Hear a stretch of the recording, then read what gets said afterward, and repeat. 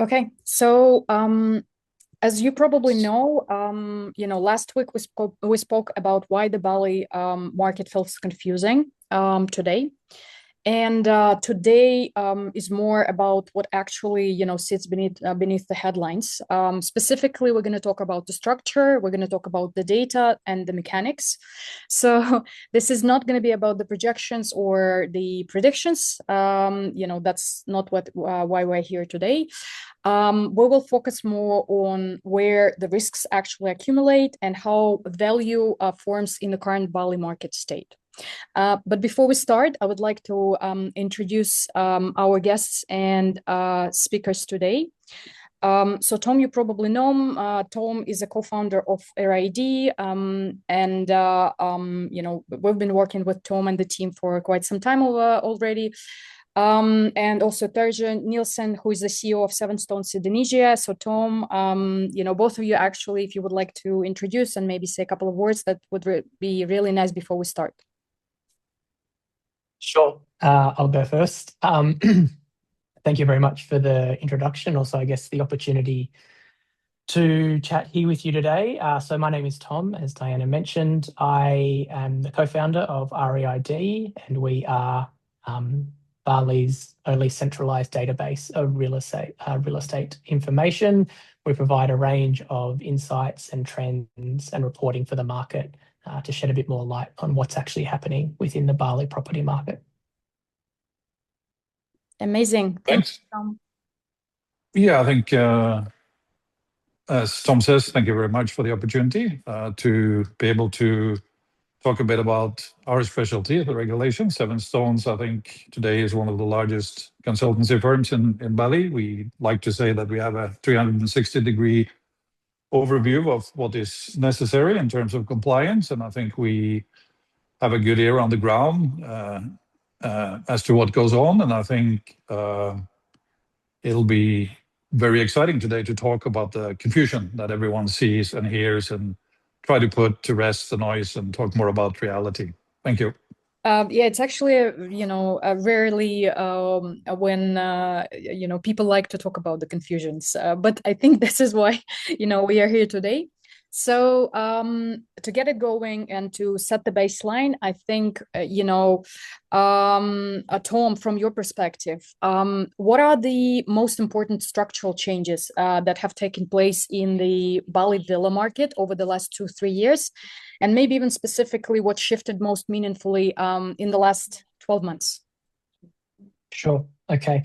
So for those of you, I guess, who aren't aware or haven't seen yet, we actually released our 2025 market report just over a week ago now. And that kind of sheds a light specifically, I guess, on the last 12 months. But the last 12 months has really seen, I guess, the solidification of a few trends that we've been seeing for the last few years.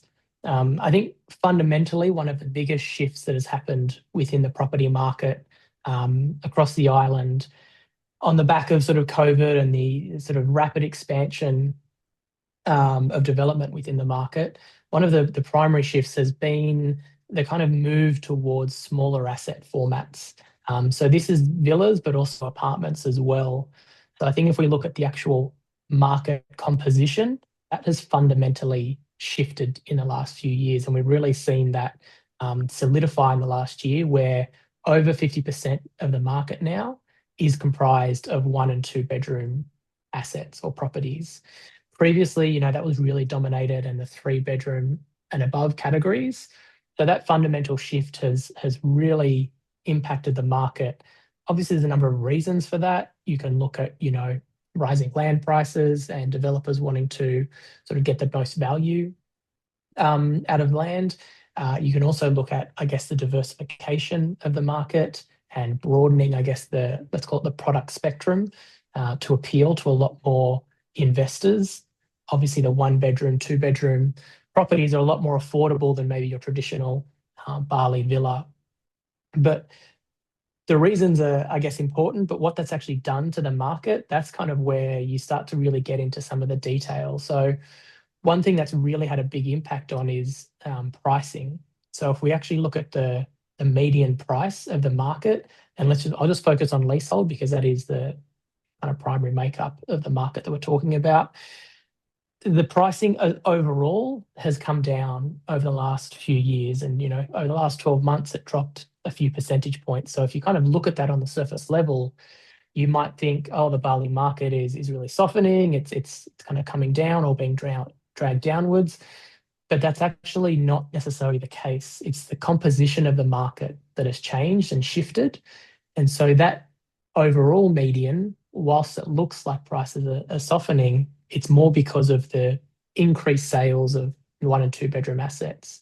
If you look at individual asset categories, we actually see relatively, if not positive growth, flatline growth. So that compositional change has had a really big impact on the market. One of the big things that has also really come into the market to kind of drive that has been the growth of apartments. I know there's a lot of opinions about apartments over there, whether they're good or the right fit for the market. Regardless of, I guess, where you stand on that, there's a couple of things that can be taken away. First of all, it's great for diversification. It offers a new sort of asset type that didn't exist or rarely existed previously. And also, it signals a sign of maturity, to undertake sort of these large resident hotel/apartment projects. It takes deep pockets. It takes a little bit more know-how. It takes a bigger company to do that.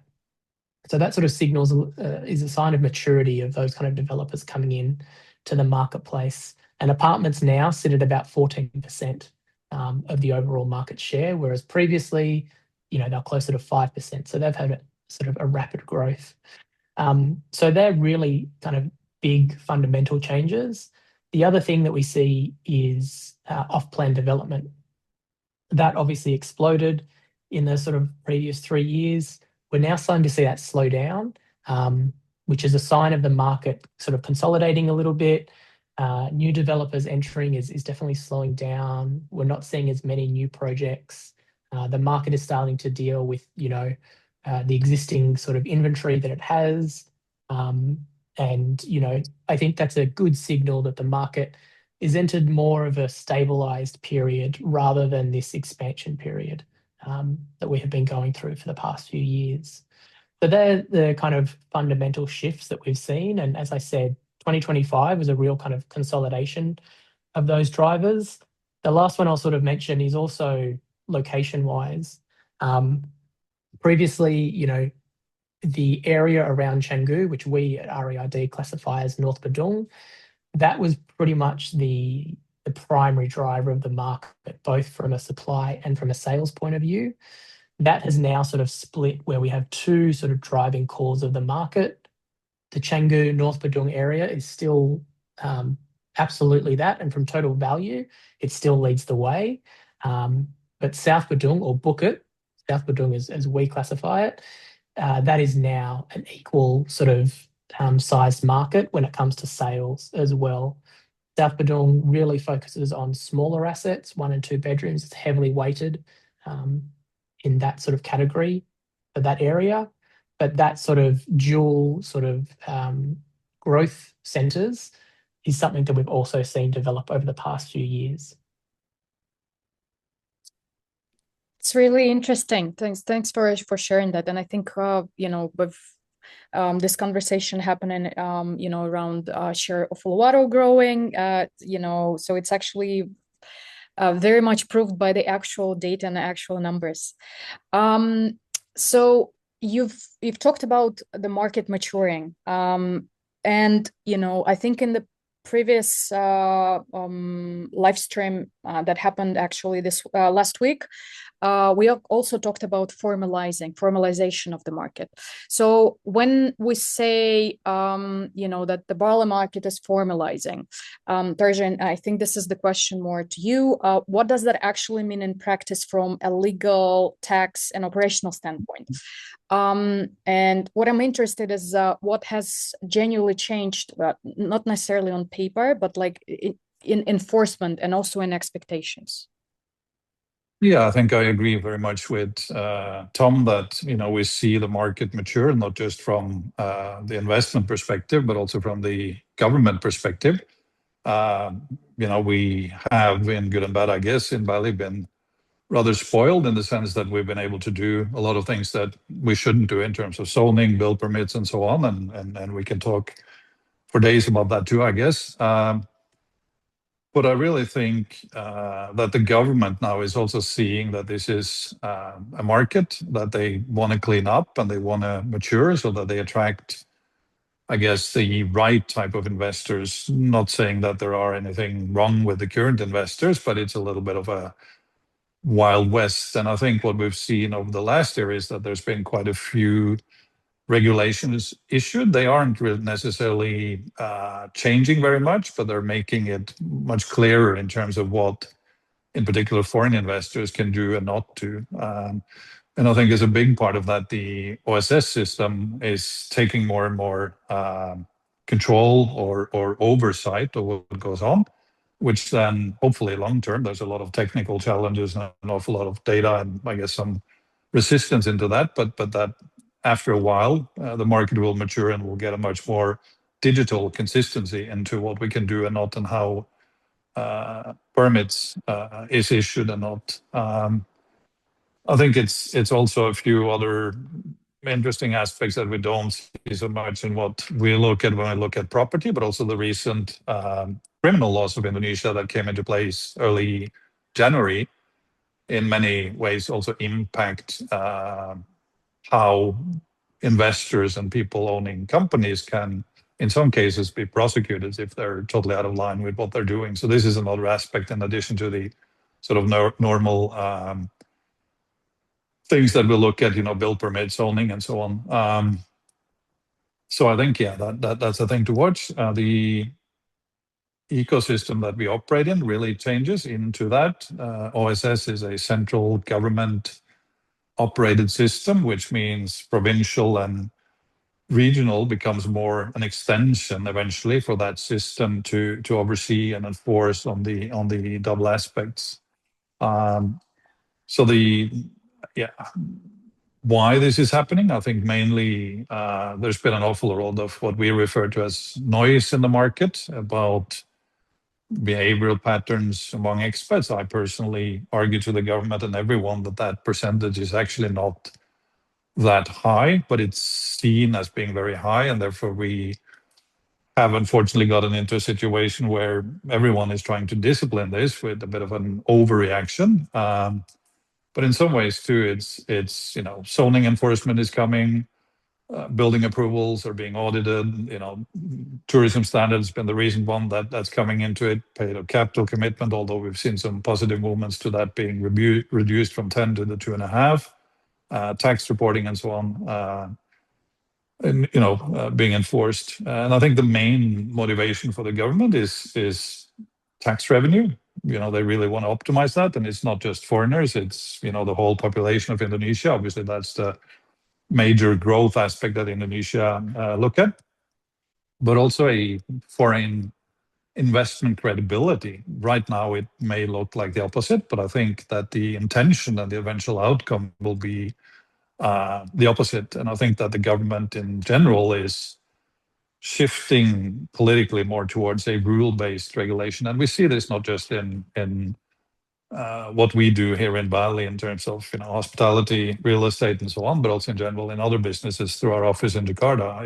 It's a trend that we see in a lot of the aspects. So I guess what does that mean for investors today? I think KBLIs, and we can talk more about exactly what that means, is important. A lot of people are confused and think that as long as they have a KBLI in their company, that allows them to do that type of business anywhere. That's not correct. They obviously then get into the proper zoning of where PMAs can and cannot operate, and the different aspects of how that works. Much cleaner paid up capital structure, which I think has been defined and actually better, and a clear tax positions. And then I guess proper contracts that govern the whole setup. But I think this in some ways supports what Tom is saying, that it reshapes the opportunities and it reshapes the, I guess, drive towards, I don't like the word better, but more sophisticated investors that are here for the long term and that also wants to do the right thing. So I think Bali is moving very much the right direction, although right now we're all utterly confused with what goes on, including the government in many ways. But I think that'll improve, yeah. Yep. So, just summing up what both of you have already mentioned, that it's actually not a slowdown. It's, more of like a market becoming more measurable and also more regulated, more demanding. And at the end of the day, even though you said, let's not, call it better, but get into the state where it's where all of the parts and all of the actors on this market actually contribute, to that, but also benefit from that. Get into the noise discussion. So you mentioned, the so-called, kind of noise. Tom, so I think we're in a situation today where investors actually see a lot of data today, like, ADRs, occupancies, yields, and all of this, important words. What data points actually like genuinely help to assess market health, and especially, market health in general, but specific asset quality, and what are the ones that create a false sense of certainty in a still fragmented market? Yeah, I think definitely like the increase of data within the market is quite prevalent. You do sort of see sort of repeat metrics kind of come around, which obviously, people are drawn to key metrics. I think, our approach to data and the way that we always position it is that data it's not the answer. Data is context. Data will give you the foundation and the guidelines of which to work in. So I think one of the tricky things with data is people are kind of always looking for, that up and to the right metric that is just growth. Yeah. They're looking for like what's going up, what's, what looks like a rocket ship. Whereas, when we talk about more mature investors appealing to a broader market, attracting maybe hesitant buyers into the market, what they actually want to see is a little bit more consistency and stability in the market. So there was an interesting insight that we released in our report the other week that looked at the relationship between average occupancy within the market in relationship to the growth of supply. So the last few years, supply has nearly doubled within the market. So there's been a huge explosion of available properties that are in the market to rent, but average occupancy has actually remained relatively steady. So despite this huge influx, there's been no material sort of dilution of the actual performance of properties. Now, when you look at the rates, obviously they are, there's a lot more competition there. So you have seen some dilution on the revenue side. But in terms of like actually attracting what is the fundamental driver of this market, tourists, that has remained consistent. So I think, when we start to look at, rental performance, it's maybe time that people start, rather than looking at peak numbers and sort of limited sort of data sets of highly performing assets, if we actually just look at the long-term performance of the market and see how consistent it is. I think that's one of the beauties of the Bali market, is that it's consistent, it's robust, and that fundamental driver, the tourism market, is growing year on year. So I think sometimes when things do become complicated or things do get a little bit noisy, it's always good to kind of go back to some basics. Again, going back to pricing, similarly, people are always looking like, hey, what's that capital appreciation? What's that up and to the right number? But again, what you kind of want to look at is consistency there and making sure there's no dilution. And again, even with that material growth of additional supply, we haven't seen price dilution really come into the market yet. So they are positive sort of factors that people can point to and say, this is actually a pretty steady market. Then you can start to dive into, your different areas and say, hey, this is the right asset in the right location. Once you set that foundation, once you build that context, then you can start to kind of build your story or your specific, selling points on top of that. It's actually a very good advice for the audience. I'm pretty sure we've got some of the some of the agencies and agents and professional, players on the market joining us today. So moving on, I think, it would be great to talk about the compliance and the hidden risks a little bit more, Terje, with you. So when, where do reporting, zoning, all of that you've mentioned, KBLI's alignment, licensing, and, or tax assumptions actually, most often create a false sense of security for the investors.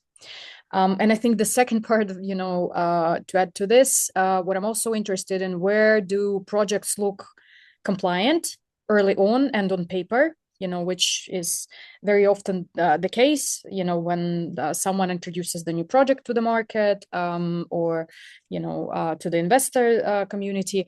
But then risk emerges later on through audits, through enforcements, or through operational constraints later on.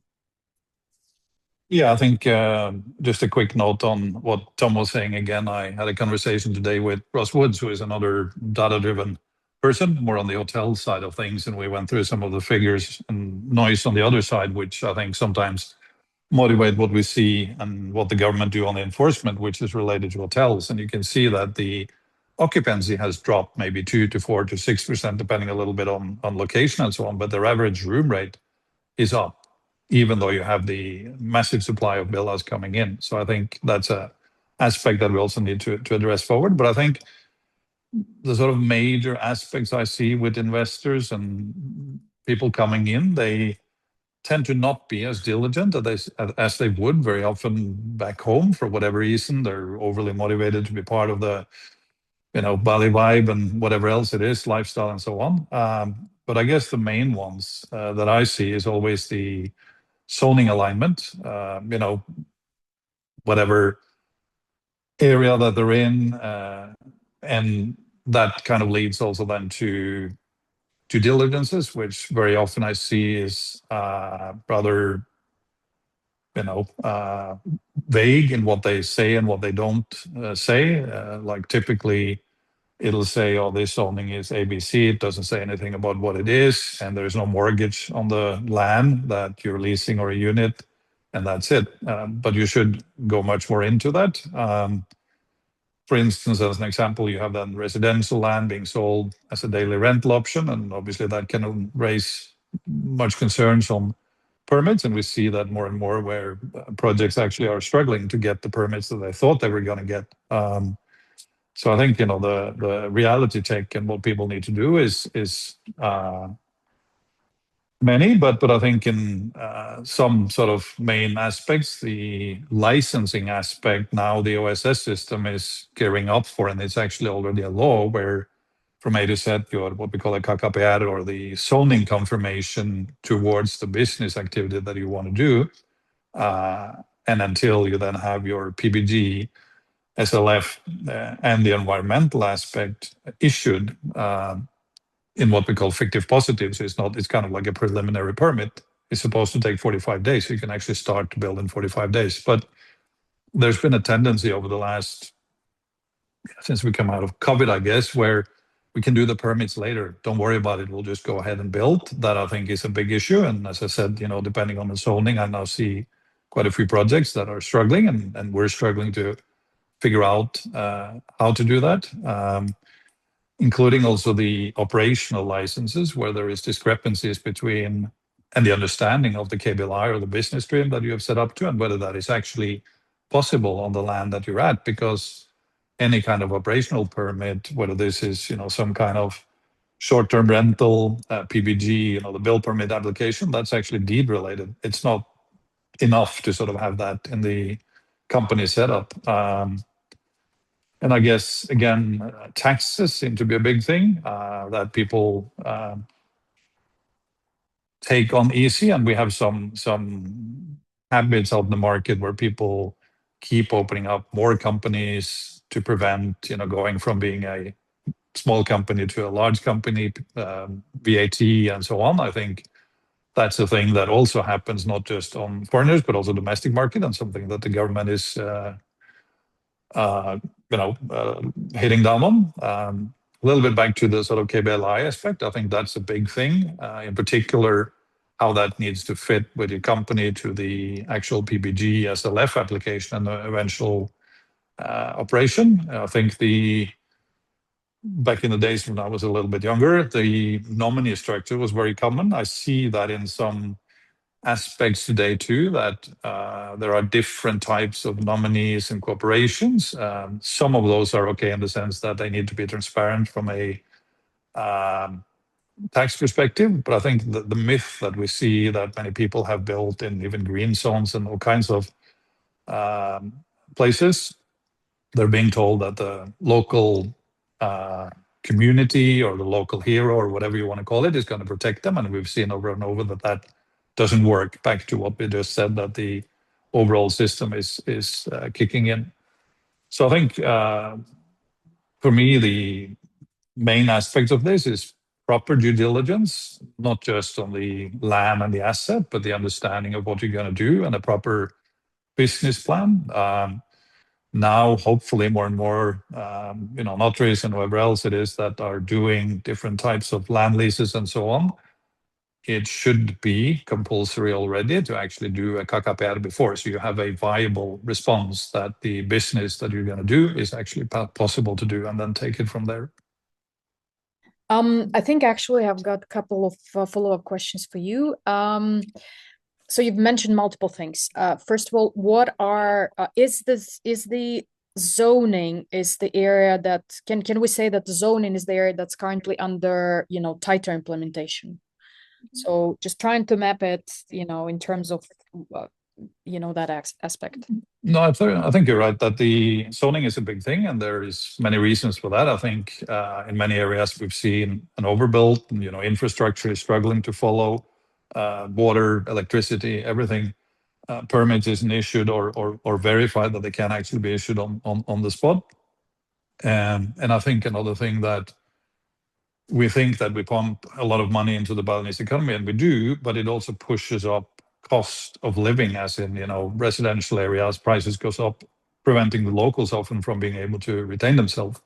There are also other aspects, for instance, like yellow and green zone, they will often have limitations, not just to the type of business that are allowed, but they will also only allow medium to small businesses, which then defaults almost immediately a PMA. So I think the zoning misalignment is the most important aspect. And I think forward, you need to be very clear. If you want to run a daily rental business, you should be in a pink zone or tourism zone, or in a mixed zone.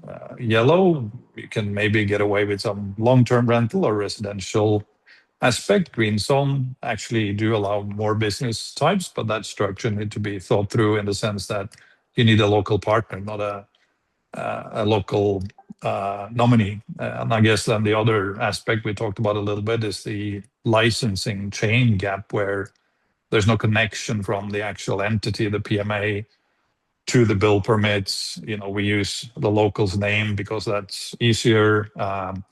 And that gets into then what kind of permits we get back. So it becomes a misfit. And this is where we see that the OSS system more and more will arrest those aspects, because the goal with this is eventually there's an AI on top of this that then identify much quicker the discrepancies, and it'll highlight land ABC, Made is there, Wayan is there. There's a lot of aspects, and it'll then highlight that there need to be, let's say, a check on that, and the government will show up. Then the third one, I guess, is on KBLIs. That's a very important aspect. And we've talked a bit about that. But I think it's also right or wrong, maybe right, to put some blame on the government on this, in the sense that ignorance of law is not an argument under any country, but they haven't been detecting this early enough and preventing it from happening. So we kind of argue that there should be some kind of sunset policy, some kind of solutions that helps everyone getting out of that, and we can't just blame the investors. That's really helpful. If moving from things that we've already talked about, like from data to compliance and risk to actual value creation. So before a property, welcomes the first guests, and we've just been talking about that, like so many things that you actually as an investor need to consider before investing into the property, deciding on the project, deciding on, on moving forward with, certain property. Where is the value, most often created or the opposite, destroyed in Bali today, like structurally, operationally, and legally, before it becomes operational? So actually, I think, would be to have both of you sharing your perspective in no particular order. Maybe Tom can start, and then I'll chip in later. Sure. I guess when we look at the numbers and what actually drives value, obviously location, huge value driver, accessibility to amenities, things like that, what the neighborhood sort of profile is, that's obviously a key driver. I think that's a fundamental of any real estate market. But looking, I guess, at broader sort of things, one thing we really see is generally within categories, the larger footprint properties tend to sell more. So if you're at a more compact size within your category, you definitely, I guess, facing a bit of an uphill battle. We do see, so that's not to say, just small assets, just larger assets sell. It's obviously within categories itself. So people are generally driven by value. So can they get the most per square meter? So I think a per square meter metric is always really important to look at. Surprisingly, I think something that's really interesting, and I don't know whether it's just because of kind of the state of the market or it hasn't been emphasized a lot, but you don't see a huge kind of correlation between price and lease term within that sort of 20 to 30 year period. Anything below 20 years, yeah, you definitely see a huge drop off. But in that 20 to 30 year period, you actually don't have like a steady sort of decline correlation. So that's quite interesting. I think that's probably an area people can definitely start maybe, highlighting, or sort of, if you are on the higher end of lease terms, really kind of advertising, because obviously there is material value within that, especially in the leasehold market. And then one area we see a really big difference in pricing is whether a property is off plan or available. Obviously, a large portion of the market, over sort of 35%, is off plan and currently under development. And that does allow the opportunity for people to sort of enter in, obviously, generally with payment plans. So it is a bit of a, let's say, softer entry into the market for people who don't necessarily have the means to kind of come in all at once. And that's great, but we actually do see quite a large price difference. So I said before, median price, if we look at the median price of leaseholds, they sit around $280,000. But if you look at the median price of existing or available leasehold properties, they sit above $300,000. So you see quite a material gap there. I think one of the reasons for that is obviously it's ready, it's existing, people can use it. And a lot of the time, these properties will have, maybe not a long term, but at least some actualization of their rental performance. And obviously, if you're looking at an investment market, that it gives a lot more confidence than sort of, forward-looking projections. So these are some sort of areas that do have impact when it comes to value.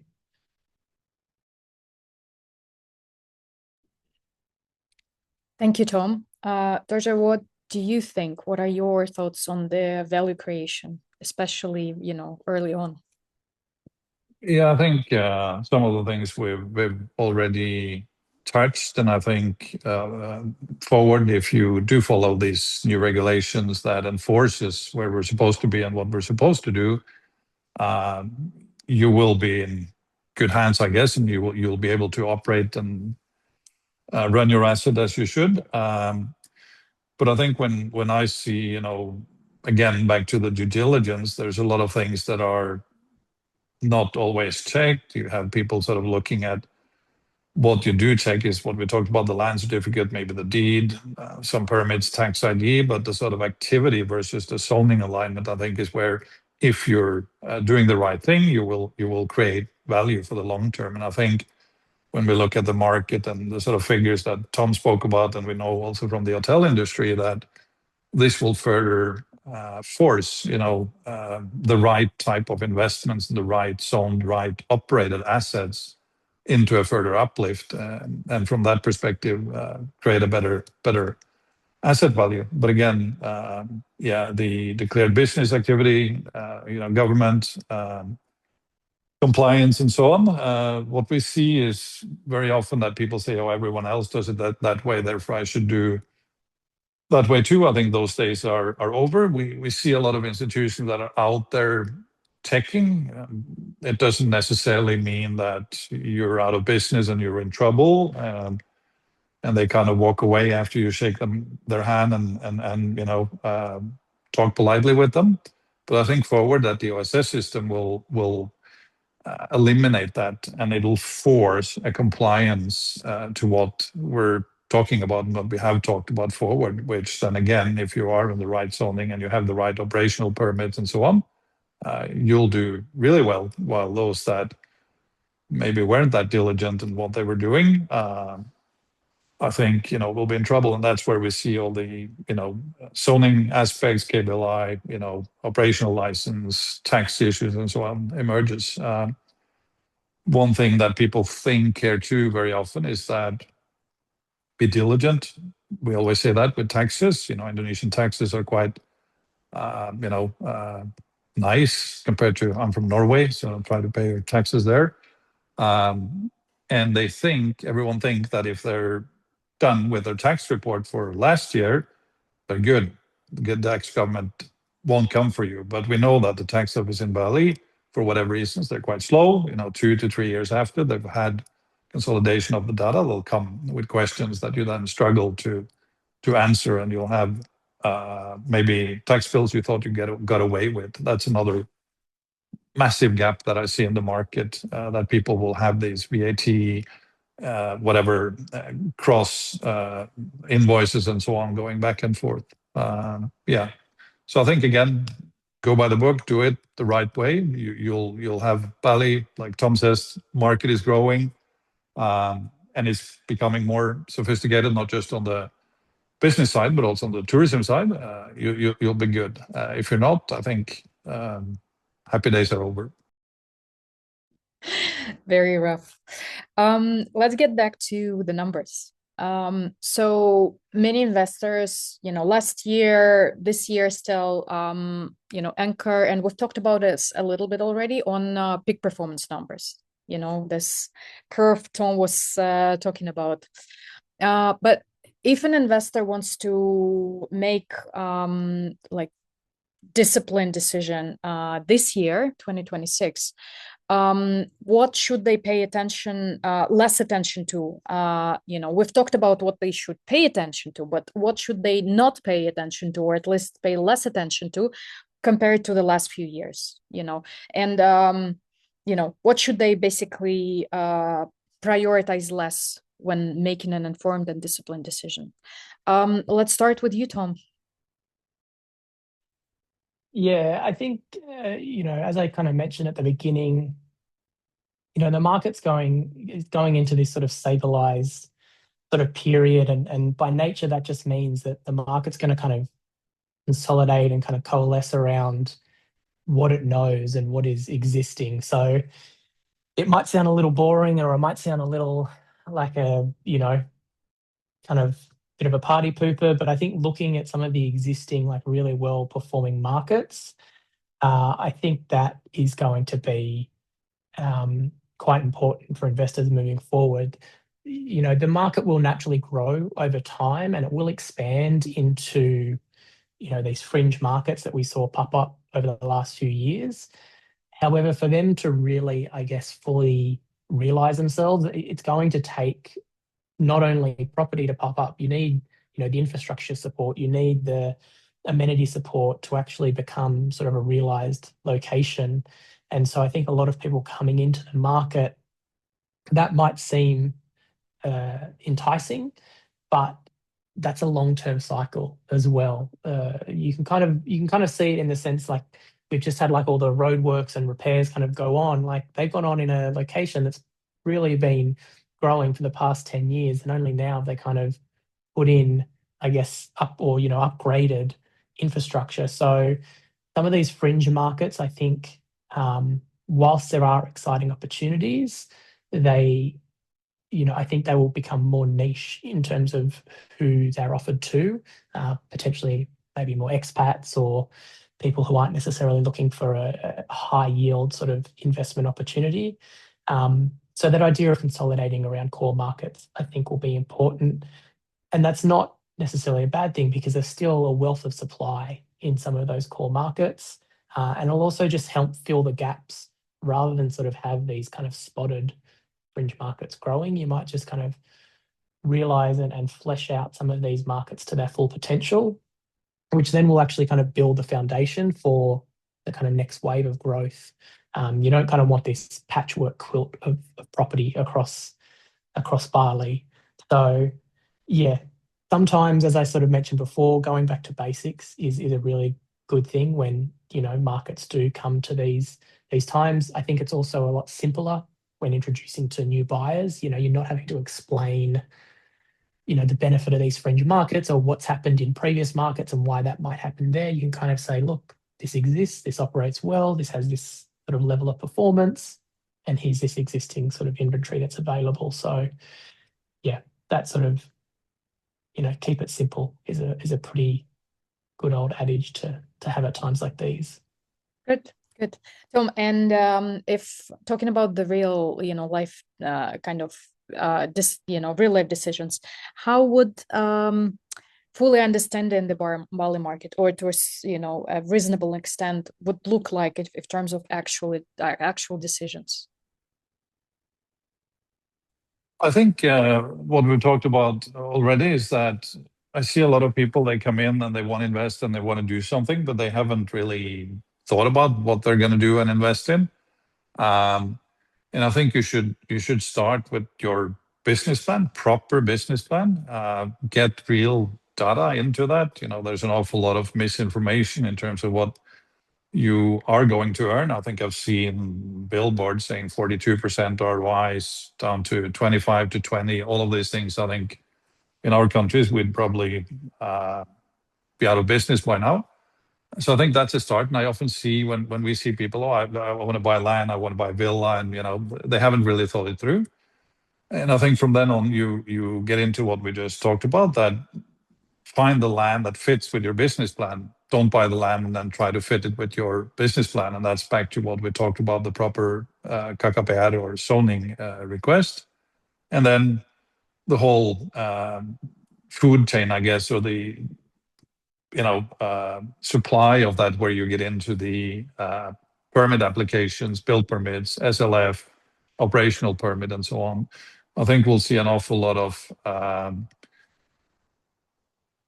projects and people and investors that will struggle. Another thing, is, can you actually own a villa as a private person? You can if you're using it for residential purpose, but not business. So I think that's another aspect. I think also we don't really know, and we cannot predict, what's going to happen into the future. We do know that the government is obviously going to normalize and formalize everything. But I think also we see this in our communication, that even the government is slightly confused on what they're actually trying to accomplish. So that sort of, I think we'll see that a lot of these regulations will come into play, and then it'll take a while, 12 months, 15 months, 18 months, before they actually find their way, and they will have some adjustments to them coming along. And that's something we should also watch. And I think, investors need to watch forward. Just being conscious of time, I think I'm going to ask the last question. So from your experience, so that we actually also have some time to answer questions from the audience. So from your experience, actually for both of you, advising investors and also advising operators, advising developers and hospitality management companies. What are the top, let's do three. What are the top three structural questions that you think investors must ask early on to reduce the risks? I think from my perspective, the zoning, which we've talked about over and over, make sure you're in the right zoning for what business purpose or residential purpose that you may have. I think make sure you set up your entity or company properly with the reflecting what you want to do, and then be diligent with the maintenance of that business as in terms of the post-purchase and setup, which then leads to taxes, the quarterly investment report, yearly shareholders meeting for the company. Those are the main three ones. Good. Tom, which ones would you add to this list? I think, one thing we always say is, because we often get asked, what does the data say? The key objective to that, well, the key thing behind that is what is your objective? So I think that's the first question always. What is your objective and what do you want to do? Because one man's risk is another man's opportunity. So not every sort of metric is going to mean the same thing to the same person. So I think really understanding your objective is key. And then obviously, coming from a data point of view, we would say you'd really want to look at and challenge, what are the metrics that you're looking at and the breadth of them also. Anything really at the end of the day can be data. One data point can be data, but that is not going to give you enough information. So you really want to be asking about your sources and the breadth and depth of the information that you're getting. And then also, finally, once you sort of have that context or that breadth of information, what are the various scenarios that can come from that or have come out of that as well? Again, data is not going to give you a straight line answer. It's going to give you the sort of foundation and the guidelines to build upon. So you always want to look at different scenarios, whether they be positive or negative, and then work within that. Going off sort of one hard answer is generally a recipe for a disaster. You kind of want to have some guardrails and a bit of a buffer zone. Yeah, for sure. That's a good advice. And I think we're gonna move, it's the right time to move to answering some of the questions that we've just received. So I think we'll start with the one that will go to Terje, to you. So have you had leasehold extensions in your practice? Do you trust guaranteed extension options in the agreement when the landlord, considering that something might happen with the landlord, he might die or? Yeah, I think lease to me in many ways, and I know we talk about 80% of the market, is a bit of a, I don't know, it needs to be governed better in many ways. And I think one of those aspects is the extension clauses. We amused ourselves in the past by actually taking some of these topics to court and to high-level legal advisors. And I think that a guaranteed extension is, in most cases, only words, unless you have that as a payment term. So let's say you pay the land or the property over 3 installments, then you have a fourth that may be executed 30 years from now. Or you have a second deed that governs that, and you've actually given some kind of deposit or smaller payment towards it. The reason for that is that the Indonesian court, if it's only guaranteed, prices has gone up. The inline, like you say, the landowner has passed away, may disagree, and the court will tend to agree with that. But if there is a financial contribution that has gone across, the court will say you took the deal, now you just have to figure out the rest of the payments, whether that is market value and so on. So I think that's the springing point for where a guaranteed extension works or not. So we've had an awful lot of experience with that. Yeah. What if it's the fixed price? So you mentioned the pricing, issue, and the price will go up. What if it's the fixed price mentioned on the contract? If it follows the structure that I just mentioned, where you have put money in across, most probably you can enforce it. If you haven't, the court will say that this is not fair, prices have gone up, you need to do a new deal. Okay. I think another one will also go to you. Very specific question. As supply rises and ROIs fall, many developers now advertise 100-year leasehold. From a legal and practical standpoint, what is the longest leasehold term a foreign investor can reliably take in Indonesia, and how should that be structured so it's fully compliant and enforceable over the long term? Yeah, I think from my perspective, and I think, again, you'll have many different views on this. Some will argue that, the contractual agreement between you or your company and the Indonesian, you can do whatever you want. But I think it's important to sort of see the nature of ownership, where we talk about, as we know, foreigners, we can't own freehold, so we have to enter into what we call an HDB title, commercial title, or a hakpakke if it's a residential title. Typically, they're 80 years, so I tend to say that the longest lease you can do is 80 years, and you should probably divide that also into a 30, 20, 30 time frame with the triggers that we just talked about to make sure it's enforceable. But the 100 years, 90 years, maybe at some stage someone will try to test that, and we'll see where it goes. But to me, 80 years is the max.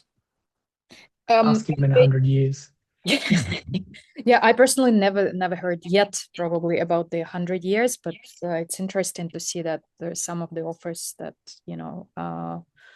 probably advertise that or suggest that based on the comment. But again, I think you've mentioned that it's also, if it's split 30, 20, 30, it cannot be executed at once, correct? No, I think to me that is possible, but you may, again, run into issues with inline, in the sense that the one that did the deal, you're dealing with the kids and sometimes even grandchildren. So you need to have that structure where you have placed some payments towards it, and therefore it is enforceable. But there's a lot of these questions that hasn't been tested. Even the extension of an HDB that, let's say, that runs out and ends after 80 years. Most people think the government will then grant you another 80 years, but we don't know, because we haven't gotten to that stage. So I think there's a few questions that needs to be answered. But with that, what Tom talks a lot about is then you're getting a 30-year, 35-year, run your business based on that, not on the actual extension. That kind of becomes a bonus, I guess, into the overall business case. Yeah. Yep. Understood. We've got a question that says the following. My question is for the three of you. Do you, and I think this is something that probably will wrap up this call today. Do you think the Bali is mature enough today to welcome multi-million-dollar real estate investments from international institutional investors? Tom, let's start with you. Well, it already does, kind of. If you look at some of the projects that exist within the Bali market, so you've got some of the biggest hotel operators here, which are already, that's institutional money most of the time. So I probably don't think that's what the question is getting at. But again, I would go back to the idea of objectives. If the right investment fund saw the right opportunity here, then yeah, absolutely. I think there are the right sort of opportunities here. And one thing we kind of always reference when people kind of talk about the maturity of the market is you have some of the best hotels in the world here. So if they can exist here, then the right investment opportunity can also exist. I know Bali sort of goes through these cycles of announcements of big projects, and then they kind of never happen, and there's a little bit of skepticism. But just look at the reality of what does exist, and every year there are a handful of hotels that pop up on top lists around the world that are located in Bali. So I think that kind of shows you that for the right group, the right sort of objectives, absolutely Bali has something to offer for them. So yeah. Thank you, Tom. Terje, do you have anything to add to that? What is your position on that? I think yes and no. I think probably more no at this stage. I think we're working hard together, getting more reliable, tangible data into the market, which I think is important for any investment fund. I think, like Tom says, I agree. They have their people on the ground and they do their homework and they see the opportunity. They will come and they'll do what they want to do. But I still think there's a long way to go for us to be in compliance to attract that. And I think one aspect that sort of highlighted that was when our governor suggested that 100 billion should be the entry for PTPMAs, and we had the Minister of Tourism asking us what we thought. And I said, that's great. We're probably going to have 3 investors, and the rest of us is going to go to Lombok. So I think it is coming, it's happening, and I think if we pull together, it'll find its way. But if you look at big hotels, has it changed hands? Has it not? Most of them are locally owned. And until we see some of these bigger assets changing hands, that's when I think we can say fully that we have a compliant and integrated market. Yeah. Just wrapping things up. First of all, thank you very much to both of you for joining today. I think it's, I personally enjoyed this conversation today. It's good to see that the market starts to reward, like structure, governance, more clarity, and that hopefully we're going to get to the state where the confidence is actually created and comes not from projections or wishful thinking or other things like that, but from how well an asset, a property, a project is established legally, is established, tax-wise, how it's governed, how it's built, and of course how it's operated. Thank you very much. Next Friday we're gonna have a live stream. So for those of you who would love to join, we will be talking next week in our we're gonna have a talk around what investors miss when looking at Bali. This is going to be a live stream conversation. You can join basically via Instagram. And thank you very much. It was a pleasure having both of you today. And thank you everyone for joining and listening, and of course being very active and asking questions. Thank you. Thank you. Yeah. Bye.